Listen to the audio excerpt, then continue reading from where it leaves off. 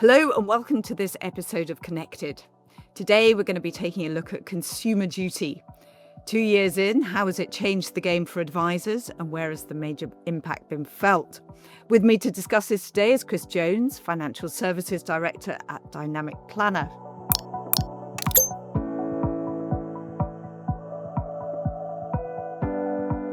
Now let's start with the top-down view. What do you see as the real outcome from consumer duty so far? Well, first, that 2 years does seem to have gone quite quickly. And I know obviously a lot of people are thinking about consumer duty in the run up to it actually becoming into effect. It is a principle, and as such, it should be all pervading. And I think where we are now is that it falls into the normal thinking and language of discussions up and down the value chain. Obviously, we're part of that as a piece of software in the middle of it all, and we're constantly thinking about it. And when we engage with our clients, then invariably does come up. I think we can also take into account the fact that it as a principle, it should be all pervading, and a lot has happened in those 2 years. And I think that change of governments, we've obviously changed in the world, we've had AI and all sorts of technology, and I think having a principle like consumer duty, which is just simply client focus, has given us a roadmap to be able to navigate all the changing circumstances around it. Obviously, we've always been really positive about it, but also appreciate that the change has come in and is something that everybody's got to deal with in their own way. And we don't obviously underestimate the work and effort that has gone into people to meet it.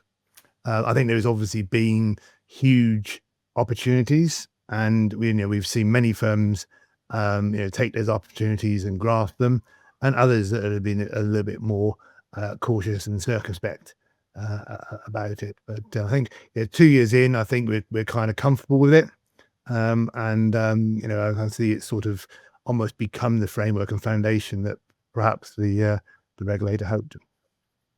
And I mean, from your conversation with clients, where do you think have been the biggest areas of change? Yeah. So obviously, I think when you see something like the consumer duty with the outcomes and the cross-cutting rules, and you think about what they are and how they're going to affect you, you're going to also speak to your normal compliance people and your normal compliance support and advice people, and probably the obvious thing to have gone for was the thing that was most easy to measure, which would be perhaps price and value. And if there was a little bit, also still going on, sort of a focus on that one, because at the end of the day, if I used to cost 5 and now I cost 4, that feels like I've done a good thing. I think everyone's kind of aware of that as a thing. I think a little bit more positively, however, what we have definitely seen is focus on the understanding outcome, particularly where we deal with advisors who fundamentally need their clients to understand in order them to take action and buy their services and their products, but also to remain with them. Then the emphasis on helping that client to understand, the creativity in the way in which they might do that, and also just reviewing how they've done things in the past is definitely something that we've seen people embrace. The other one, of course, is just the concept of not necessarily reducing the fees, but just rethinking about the fees that you charge. There has been a time when, in reality, RDR was just something else that was dealt with and carried on with sort of what could I say that I do in order to carry on earning what I'm earning, or hear about people that were charging twice as much as the ongoing commission was on a fund, and wouldn't I like to have some of that? Thank you very much. And when that what was going on for quite a while, and I think now what consumer duty is, people rethinking that. So we see a lot of people just sort of reflecting upon what actually what should I be doing for the clients? In some cases, taking away things that weren't necessary. In other cases, realizing there was many things that they did do for a client and probably never really got the credit for it or documented it that they were doing it. So it's just that reflection on that, and perhaps the big essence there, particularly you've got more than one advisor, more than one um, firm in a larger organization, is that whole bit about consistency. So I think there is an element of thinking, well, hold on a minute, I need to not only treat have a consistent pricing proposition and a consistent delivery of value, but also thinking about how that would work with different people in different circumstances. I think obviously on a negative side of that, that's sometimes manifested itself into people saying, well, I'm going to get rid of the clients I can't afford to look after. Perhaps people bringing in minimum levels of investment or minimum, which obviously translates into fees. So rather perhaps than thinking about what the minimum charge should be or what they would need to do to deliver to that client, is simply just to up the minimum and carry on charging the same percentage. With some clients being moved away from ongoing service that they wanted into ad hoc, and some clients being removed altogether. But I mean, at the end of the day, the thinking around organizing this is great from a commercial perspective and the client perspective, whilst also meeting that element of the duty. And I think it also translates into greater clarity. So I think, making sure, going back to the understanding outcome and the clear focus, is talking around telling the client that you are doing these things, telling them that what you're not going to do. So we get examples of people that perhaps with a new client, they might charge for a regular a premium, but thinking about what would we do in the first instance for our existing clients, and say, well, actually, if somebody's going to add a regular premium or they're going to top up, I might include that. But then if they're in retirement, they want to make an ad hoc withdrawal, make it clear that actually I'm going to charge extra for that, or indeed just make sure that you can afford to deliver if that happens. So just a thinking around your ability to deliver, and also what is an appropriate level to do that, and making sure there's a little bit more structure so that you don't get businesses that don't make money or clients that randomly get a better deal than the other client in the same firm. And what about the kind of cultural transformation that you feel is kind of in the regulator's mind? Have firms moved from sort of just complying with the rules to that kind of shift? Yeah, it varies. We've seen some obviously quite creative ideas of delivering that. And of course, the other thing that happened, we're still in a sort of a post-COVID, this is obviously a podcast, but also could just be a Teams meeting or a Zoom meeting. That's become part of our lives. So a number of things happened there. Is obviously firms were providing additional value to their customers during what was a difficult time, whether it was obviously at a personal level or whether it was additional support and guidance and communication. But at the same time as actually having a technological digital way of achieving it. So, I think a lot with all these things happening simultaneously, you are seeing some creative approaches, and perhaps the idea that we would move to perhaps video meetings. They were around, even at IDR time. I remember going to conferences and seeing them, and people were selling at a stand, and no one bought it because they never thought it was happening. And then obviously, a couple of weeks into COVID, and everyone's on Zoom and Teams. So it's funny how things sort of, you need a little sort of trigger to make things happen. But certainly, I think that culture of back to the understanding and also the value and the idea of being able to support a client throughout, and thinking about what is the most effective way of doing it, brings in not only new propositions, new charging structures, but also new communication methods and new sort of the nature and frequency of servicing is being explored with the client in mind. And so, on balance, what do you think Consumer Duty has done in terms of enabling suitability and financial planning at scale, or do you actually feel it's kind of limited the ability of advisors Yeah. to service clients? Yeah, I think it's interesting, isn't it? You put something in place, and you think you're going to get the immediate impact, immediate benefit that you want, but things do take time. And I think with this, it's created a framework that is on the cusp of releasing that additional value that you want. We are in a world where the FCA handbook is too big and too full of things that contradict the consumer duty, and they're busy changing that.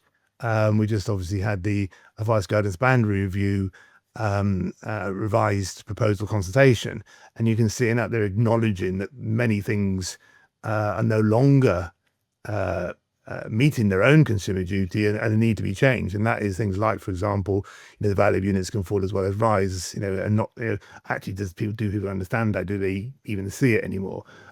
So I think it's created a framework for which change can happen, but everybody in the value chain has to embrace that change, even from the regulator themselves tidying up their handbook, through to technology companies embracing what is possible with a consumer duty as a principle, to advisors and firms, and also people within the firms themselves that perhaps have a more control or compliance or bureaucratic role to play. And these things just have to be unwound because of the opportunity that consumer duty gives. And I think within that, then we are being able through technology to massively speed up the service that advisors can provide, and reducing the cost of serve, and reimagining the way in which we do that with consumer duty there. I think the scale thing as well. Obviously, we've had a period of time where you were in IFA or single tied, and then you could be multi-tied, then you could be restricted. And in that time, in reality, most people were operating with their favorite solution or panel.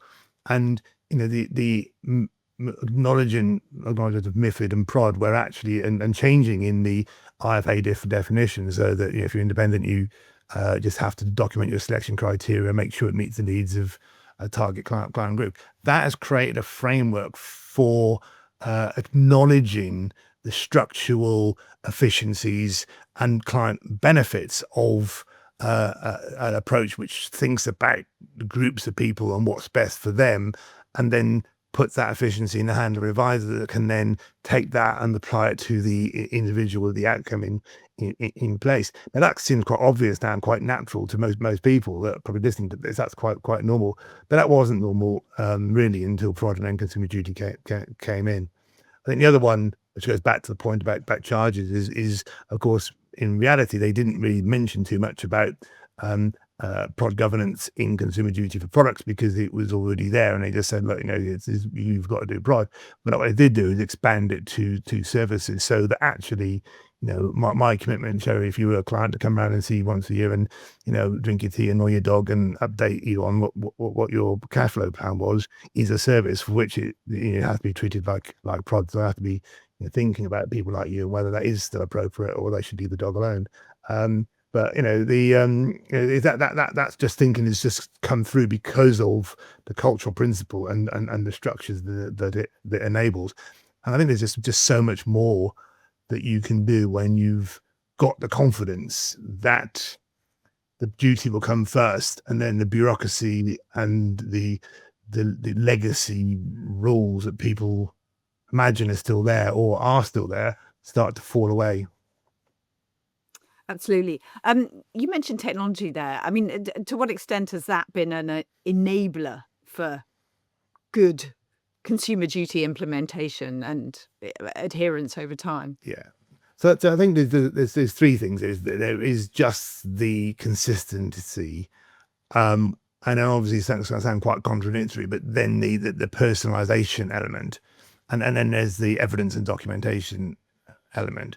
And if you have a load of people who are out in, back in the day, there were hundreds of thousands of advisors running around with one-page fact finds and policy documents and application forms. It's very difficult to control that in a nice way. It's very difficult to get the best practice, the best behavioral psychology, the best sales training to apply to everyone. It's very difficult to make sure that they were doing the right thing. It's very difficult to prove anything, and it's very difficult then to adapt. It was a very structured, fixed solution because it was so hard to have more than one, because how hard do you do that?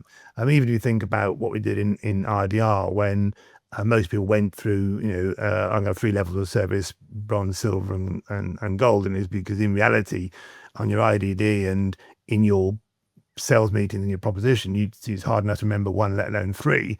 And what technology allows you to do is to take all that away, so that you can have multiple different services, because the technology will tell you what to do for different client groups.